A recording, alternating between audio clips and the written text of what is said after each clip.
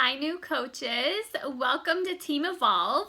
I'm Erica Tahanika, and since I'm the first one that you're going to see in this first 30-day training, I just wanted to take a minute and say welcome, and we're so glad that you're here. And over the next 30 days, we're going to take things super slow. The amazing thing about this business is that you can earn while you learn. So your job is to be a student for a little while. There's a lot to learn and you might feel overwhelmed at times, but we're really going to try to break it down and help you build on each skill throughout the next 4 weeks to really help you build a solid foundation for your business. So if you're ever feeling overwhelmed, it's okay. We all go through that in the beginning because it's new, right? There's a ton of information, but it's all good stuff. So just embrace it and take your time to really learn it. And eventually you'll start to feel a little bit more comfortable with it. So with this being week 1, we wanted to start with social media because social media is the glue that holds everything else together. And if you're not present on social media, it's going to be really, really difficult, if not impossible, to build your business successfully.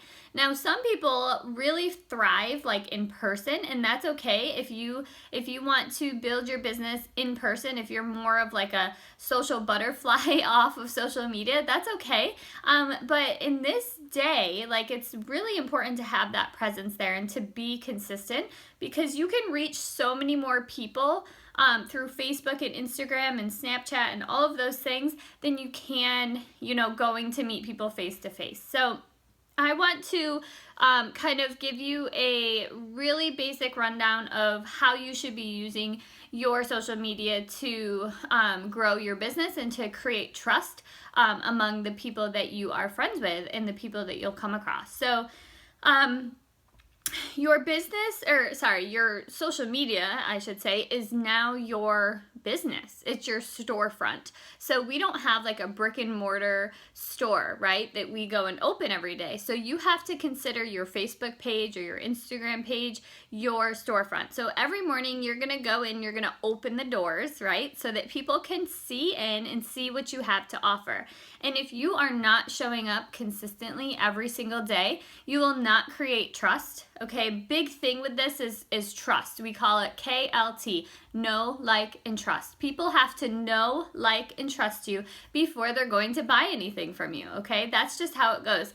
And it's the same with you. You have to think about who you purchase things from, and you're not just going to go purchase something from a stranger just because they say it's awesome, right? You have to have some trust in them and to know that what they're talking about is actually good. So, your job now is to create a positive and encouraging environment and an environment that adds value to people. Okay, so I want you to think about when you're scrolling through social media, what kinds of things catch your eye and what makes you stop and read. Okay, if you're seeing like negativity, stuff that's like dramatic, it's kind of like a train wreck, right? You might stop and read it, but it's not filling you up in any way. It's not adding to your life. It's taking away from your life, if anything.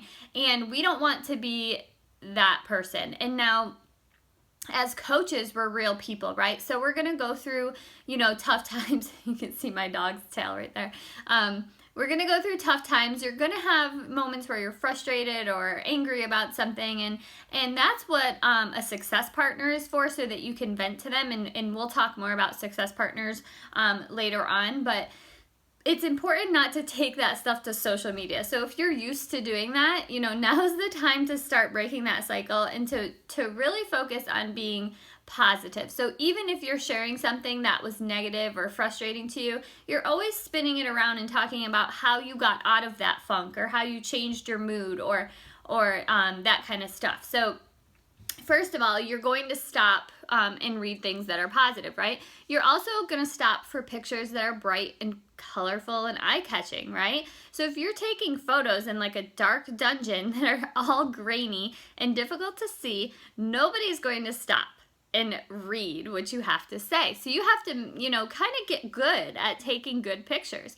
And that might not come right away. That comes with practice. And so just really keep that in the back of your mind every single time you take a picture. Is like, is this an eye-catching photo? Are people going to stop and look at this? Okay, so you can get creative look at other people on social media that are successful with this and think, okay, what are they doing? What kinds of angles are they taking pictures at?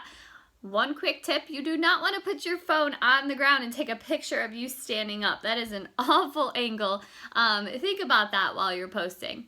So this week, we are going to have you focus on posting at least 2 times a day. And we're starting with 2 because I feel like that's a really good amount when maybe you're not used to posting consistently. So typically, like for me, I've been coaching for quite a while now, about 3.5 years at this point.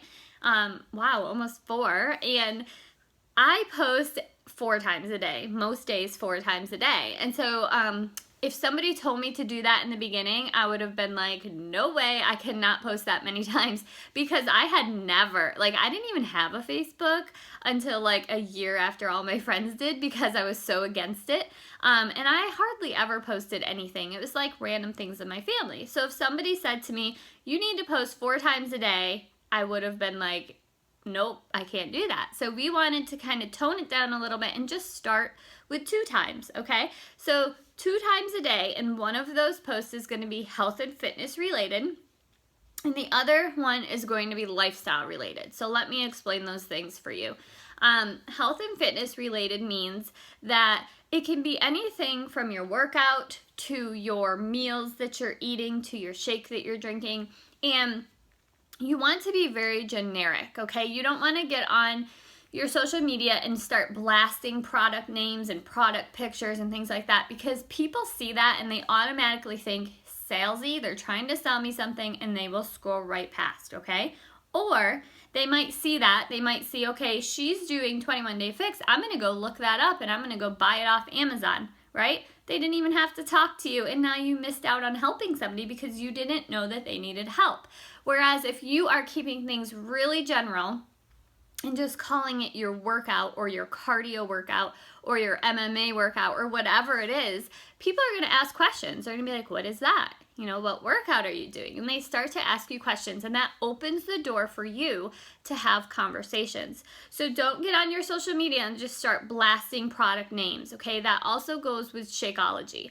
We don't want to call it Shakeology, okay? People see that everywhere. They have these preconceived notions about what that is, and they just don't, like, they automatically just turn their brains off when they see that, and they're like, I'm not even going to read it.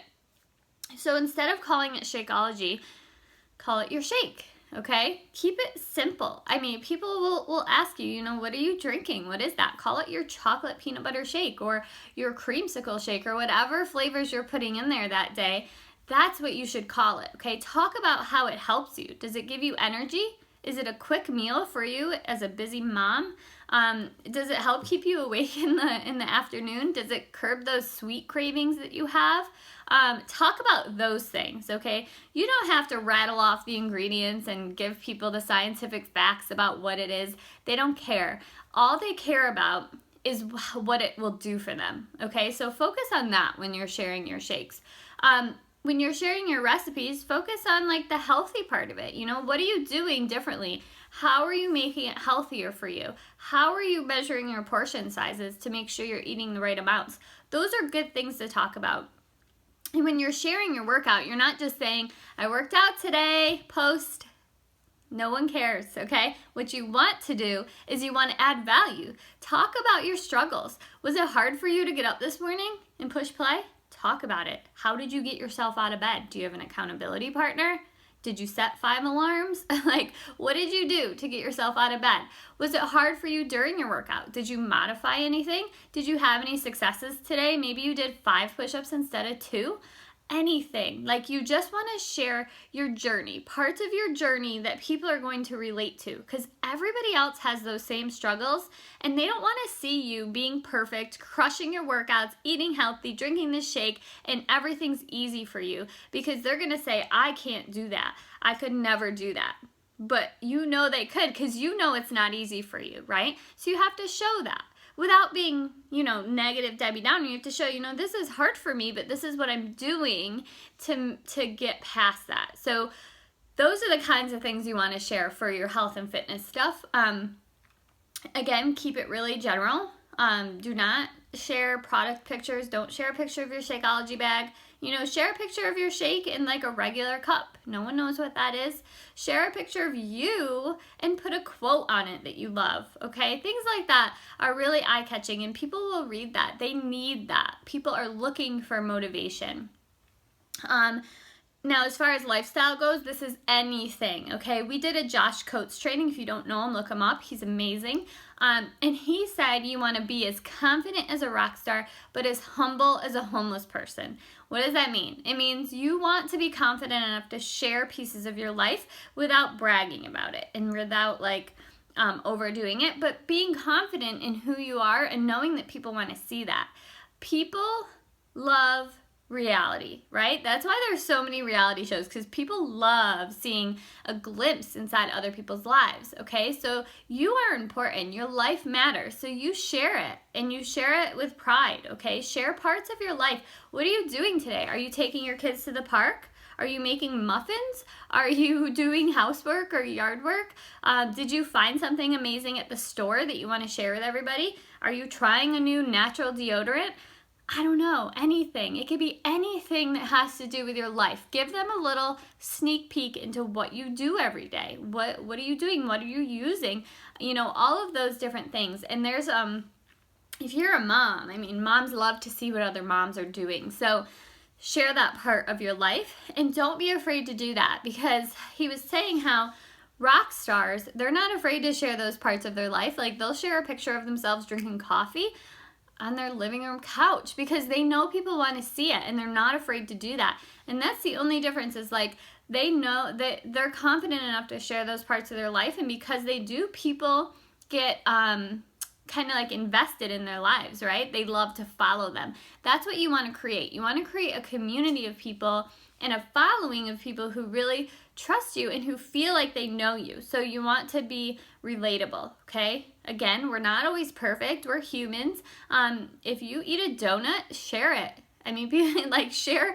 I had a donut today, but you know what? Tomorrow I'm going to get back to my plan. Those are really good things to share, because people need to see that you are human and you are going through the same things as they are, that you love food, but that you're making these changes because it's important to you, okay? So your job this week is to share 2 posts every single day, and you're going to want to play around with the timing of it, okay? We all have different markets and different communities. For me, I've kind of figured out that my posts do the best if I post before 7 a.m. Eastern time. If I post late at night, like say 9 p.m., I don't get any interaction. Like, for some reason, my people, they're like, probably because I go to bed at like 9, right? So anyone that I relate to, they probably are in bed earlier. They have their phone turned off for the night or whatever. So I've kind of like played around with it, and I found some of my peak times where I can share a post and get a lot of likes, and then I could share that same post at a different time and get nothing, okay? So don't think just because you're not getting interaction that it's like a bad post. It just might be the timing. The algorithms on Facebook make it difficult sometimes for us to reach people. So you just have to play around with it and be okay with that. Be okay with like trying out different times, and be okay with posting, similar things a couple different times of the day, just to kind of play around, and you'll start to learn when a good time for you is, and then you'll know, okay, this is a really important post. I want a lot of people to see it. I'm going to save it for my peak time. Okay, so you'll start to learn that. Just play around with it. You're also going to start to learn how to craft your posts better. My posts were awful in the beginning, like awful. I could show you some probably from my time hop, and a lot of people feel that way. They're like, well, I don't know. I'm not a good writer. I'm really bad at posting, but like, the only way to get better at something is to practice, right? You're not going to get better by just sitting there and hoping you get better. You're going to get better by failing forward, by trying out a post and getting 2 likes and, okay, maybe that wasn't the best post. I'm going to try it a different way.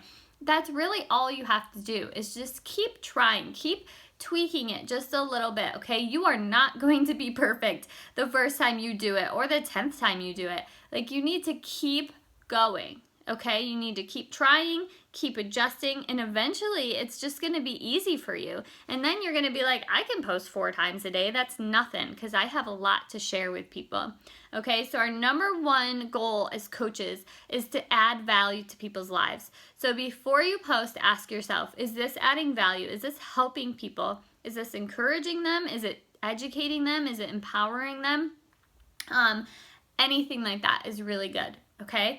Hopefully this kind of like helps you get some focus as to what you're going to be doing this week. So you're starting with your 2 posts a day. Okay, that's all I want you to focus on. If you want to move ahead, if you feel confident in that, and you want to go to the week 2 post about starting conversations, you can do that if you feel confident. If you don't, take the week and just practice this and get really good at it, because then you're going to build upon that. And next week, you're going to continue to do this, but then you're also going to add in, talking to the people who are actually interacting with your posts, okay? And if you get people who are commenting, asking questions, sending you messages, reach out to your upline or to me or anybody on our team, even in the team page, and ask for help with how to respond so that you get good at it, okay? Nobody is good at responding at first. It's kind of like an art of learning how to talk to people in a way that you learn about their goals and you understand what they need before you're just like vomiting the price and all of that other stuff on them. Okay, so it's really important to establish value, and in order to do that, you have to ask for help so that people can show you what to do, and then you can kind of go off on your own into it, okay? All right, so one more time, just to summarize your homework for this week: 1 health and fitness post and 1 lifestyle post every single day, okay? If you're looking to do a little bit more, if you're ready for it, contact one of us and we'll give you our posting schedule and you can add things into it. If you're not, it's okay. Just start with those 2 simple things, okay? And then we will see you in week 2. You'll be hearing from Mindy and you'll hear the next steps, okay? All right, talk to you soon.